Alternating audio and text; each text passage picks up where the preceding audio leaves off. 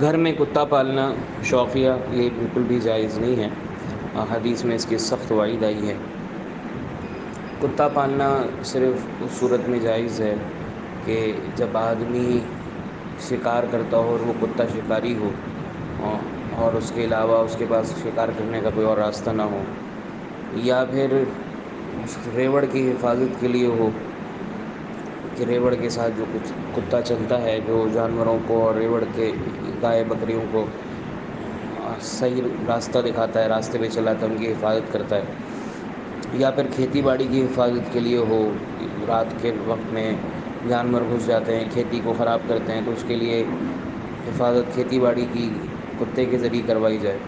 اس کے علاوہ گھر کے اندر اگر کوئی کتا پالتا ہے تو اس کے لیے سخت وعید حدیث میں آتا ہے، بخاری اور مسلم کی روایت ہے، من اقتنى كلبا الا كلب صيد او ماشية او ضارية ينقص من عمله كل يوم قيراطان، جو شخص کتا پالتا ہے سوائے شکار کے یا ریوڑ کے یا کھیتی باڑی کی حفاظت کے لیے، اس کے علاوہ اگر کوئی کتا پالے گا تو اس صورت میں اس کے اعمال میں سے، اس کے ثواب میں سے روزانہ 2 قیرات کم ہو جائیں گے۔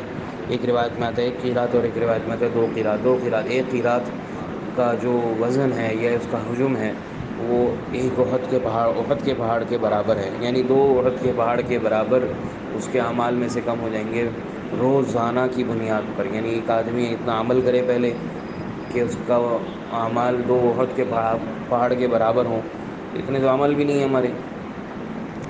پھر حدیث میں آتا ہے کہ لا تدخل الملائکۃ بیتا فیہ کلب ولا تصاویر، کہ جو فرشتے ایسے گھر میں داخل نہیں ہوتے جس گھر میں کتا ہو یا تصویریں ہوں۔ ایک مرتبہ آپ صلی اللہ علیہ وسلم سے جبریل علیہ السلام نے آنے کا وعدہ فرمایا اور کافی دیر گزر گئی، آپ صلی اللہ علیہ وسلم انتظار فرماتے رہے کہ نہیں آئے۔ کسی کام سے گھر سے باہر نکلے تو دیکھا کہ باہر جبریل علیہ السلام انتظار فرما رہے ہیں۔ پوچھا کہ آئے کیوں نہیں؟ بتایا کہ آپ کے گھر میں کتا ہے۔ آپ صلی اللہ علیہ وسلم حیران ہو گئے کہ میرے گھر میں کتا کہاں سے آ گیا؟ تو دیکھا گیا تو وہ پلنگ کے نیچے ایک چھوٹا سا کتے کا بچہ جو ہے وہ چھپا ہوا تھا۔ اس وجہ سے آپ صلی اللہ علیہ وسلم کے گھر میں حضرت جبریل علیہ السلام بھی تشریف نہیں لائے۔ بہت سخت وعید ہے کتا پالنے کی۔ کتے کو شروع اسلام میں بالکلیہ طور پہ مارنے کا حکم دے دیا تھا، پھر بعد میں آپ صلی اللہ علیہ وسلم نے فرمایا کہ یہ بھی اللہ کی مخلوق ہے، اس لیے اس میں جو موذی ہے وہ اس کو مار دو، اور جو موذی نہیں ہے اس کو چھوڑ دو۔ تو اس لیے کتا پالنا، اس کو رکھنا، اس کا کاروبار کرنا یہ جائز نہیں ہے۔ کاروبار کے اعتبار سے تفصیل یہ ہے، اس کا خرید و فروخت کرنا، کہ وہ کتا جو رکھنا جائز ہے اس کو بیچنا بھی جائز ہے۔ تو میں نے اوپر بتایا کہ شکار کے لیے شکاری کتا ہو جس سے شکار کروایا جاتا ہے، یعنی شکاری کتا پال لیا شوقیہ، یہ نہیں، کتا شکار کے لیے رکھا ہو اسی مقصد سے اسے شکار کروایا جاتا ہو اور اس کے علاوہ کوئی اور راستہ نہ ہو آپ کے پاس۔ اسی طرح ریوڑ کی حفاظت کے لیے آپ کے پاس جانور ہیں، وہ چرتے ہیں، اس کے بعد آپ نے کتا بھیج دیتے ہیں، یا آپ کے کھیتی باڑی ہے اور کھیتی باڑی پہ زمینوں کی حفاظت کے لیے رات کو کتا زمینوں پر رکھتے ہیں تاکہ وہ جانوروں سے اور چوروں سے حفاظت کرے۔ اس بنیاد پر جو کتا بیچا جائے گا اور اس مقصد کے لیے تو اس کی آمدنی حرام نہیں ہوگی، البتہ اگر اس کے علاوہ شوقیہ کتا ہے، پالا جائے، خریدا جائے یا بیچا جائے تو اس کی آمدنی بھی حرام ہوگی۔ پھر کتا ناپاک ہے، یعنی اس کا لعاب ناپاک ہے۔ اگر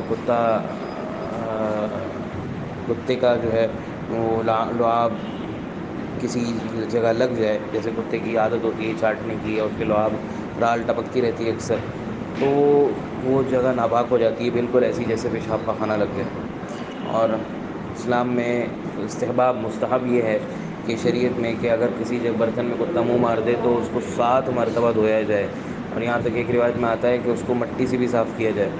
یہ مستحب ہے، نہیں تو 3 مرتبہ دھونے سے پاک ہو جائے گا۔ تو یہ صرف اس لیے کہ کتے کی نفرت اور کتے سے اتنی محبت نہ ہو انسان کو۔ باقی آج کل کے زمانے میں جو شہروں کے اندر جو کتے پالے جاتے ہیں ان کا مقصد صرف اور صرف شوقیہ ہوتا ہے، نہ ہی وہ ریوڑ کی حفاظت ہوتی ہے، نہ ہی وہ کھیتی باڑی کی حفاظت ہوتی ہے، نہ ہی وہ کسی اور چیز کی حفاظت ہوتی ہے، بلکہ صرف اور صرف شوقیہ پالا جاتا ہے۔ اس لیے یہ پالنا بالکل بھی ناجائز ہے، بالکل بھی کسی صورت بھی جائز نہیں ہے۔ شہر کے اندر کتا آج کل ہمارے یہاں گھروں کے اندر جو کتے پالے جاتے ہیں اس سب سے اجتناب کرنا چاہیے۔